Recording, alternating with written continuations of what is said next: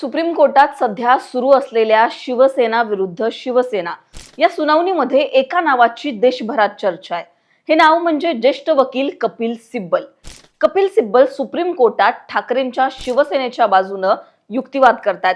सिब्बलांच्या आक्रमक अभ्यासपूर्ण युक्तिवादामुळे सुप्रीम कोर्टात ठाकरेंच्या शिवसेनेचं पारडं जड असल्याचं बोललं जातं। पण फक्त ठाकरेंचे वकील एवढीच सिब्बलांची ओळख नाहीये।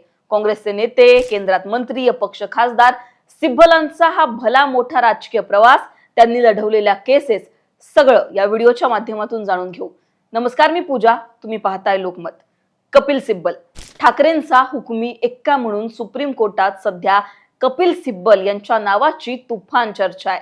कपिल सिब्बल हे जवळपास 5 दशकांचा कायदेशीर अनुभव असलेले सिनियर ॲडव्होकेट आहेत। भारताचे माजी केंद्रीय मंत्री, राज्यसभेचे खासदार, सुप्रीम कोर्ट बार असोसिएशनचे अनेकदा अध्यक्ष असा कपिल सिब्बल यांचा प्रवास आहे। देशातील अनेक मोठ्या घटनात्मक प्रकरणांमध्ये त्यांनी युक्तिवाद केलाय। आता त्यांच्या समोरचं सर्वात मोठं आव्हान आहे शिवसेना विरुद्ध शिवसेना सुनावणी। 8 ऑगस्ट 1948 ला पंजाब मधील जालंधर इथं कपिल सिब्बल यांचा जन्म झाला। त्यांचे वडील हिरालाल सिब्बल हे देखील सुप्रीम कोर्टात वकील होते, त्यामुळे कायद्याचं वातावरण त्यांच्या घरातूनच त्यांना मिळालं। कपिल सिब्बल सुरुवातीपासूनच हुशार विद्यार्थी होते। त्यांनी दिल्लीच्या सेंट स्टीफन्स कॉलेजमधून शिक्षण घेतलं। त्यानंतर त्यांनी इतिहास विषयातून पदव्युत्तर शिक्षण पूर्ण केलं। पुढे अमेरिकेतील हार्वर्ड लॉ स्कूलमधून LLM म्हणजेच कायद्याची पदव्युत्तर पदवी त्यांनी घेतली। 1973 मध्ये त्यांची IAS अधिकारी म्हणून निवड झाली होती, पण त्यांनी फक्त IAS ची नोकरी स्वीकारली नाही, स्वतःची लॉ फर्म सुरू करण्याचा निर्णय त्यांनी घेतला आणि वकिलीच्या क्षेत्रात करिअर करण्याचा मार्ग कपिल सिब्बल यांनी निवडला। 1989 ते 1990 या काळात ते भारताचे ॲडिशनल सॉलिसिटर जनरल होते। त्यानंतर ते देशातील मोठ्या वकिलांपैकी एक म्हणून ओळखले जाऊ लागले। 1998 मध्ये कपिल सिब्बलांनी राजकारणात आपलं नशीब आजमावलं। 1998 ला पहिल्यांदाच ते राज्यसभेवर निवडून गेले। त्यानंतर त्यांचा राजकीय प्रवास सुरूच राहिला। 2000 ते 2002 या काळात त्यांनी काँग्रेस संसदीय पक्षाच्या सचिव पदाची जबाबदारी सांभाळली। 2004 मध्ये ते दिल्लीच्या चांदनी चौक लोकसभा मतदारसंघातून पहिल्यांदा लोकसभेवर निवडून गेले। मनमोहन सिंग यांच्या नेतृत्वाखाली UPA सरकारमध्ये त्यांना विज्ञान आणि तंत्रज्ञान मंत्री करण्यात आलं। 2009 मध्ये कपिल सिब्बल पुन्हा एकदा चांदनी चौक या मतदारसंघातून लोकसभेवर निवडून गेले। त्यानंतर त्यांच्याकडे मानव संसाधन विकास मंत्रालयाची जबाबदारी सोपवण्यात आली। 2011 मध्ये त्यांच्याकडे दूरसंचार मंत्रालयाचा अतिरिक्त कार्यभार सुद्धा देण्यात आला होता। 2016 मध्ये पुन्हा एकदा कपिल सिब्बल राज्यसभेवर निवडून गेले। जवळपास 3 दशकं काँग्रेसमध्ये राहिल्यानंतर कपिल सिब्बल यांनी 16 मे 2022 ला काँग्रेस सोडण्याचा निर्णय घेतला। त्यानंतर सुद्धा कपिल सिब्बल यांचा राजकीय प्रवास सुरूच राहिला। समाजवादी पक्षाच्या पाठिंब्यानं अपक्ष उमेदवार म्हणून ते राज्यसभेवर गेले। आता बोलूयात कपिल सिब्बल यांनी लढवलेल्या मोठ्या केसेस बद्दल। तसं बोलायचं तर कपिल सिब्बल यांच्या केसेसची यादी खूपच मोठी आहे, पण आपण काही विशेष आणि महत्त्वाची प्रकरणं घेऊयात। या सगळ्यांमधलं पहिलं प्रकरण आहे 3 तलाक प्रकरण।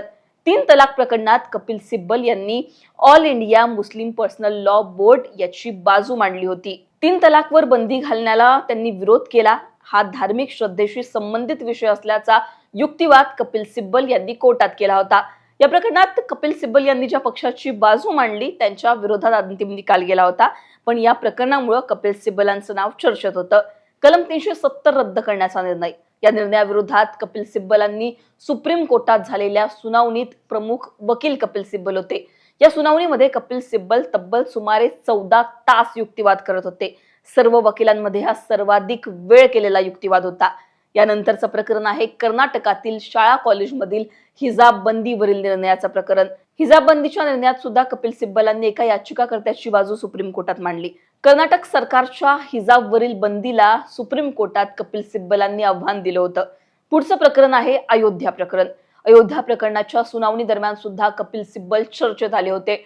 अयोध्या वादाशी संबंधित एका याचिकाकर्त्याची बाजू त्यांनी कोर्टात मांडली होती। याचा वाद सुद्धा पुढे रंगला होता। पुढचं प्रकरण आहे नागरिकत्व दुरुस्ती कायदा म्हणजे CAA विरोधातील प्रकरण।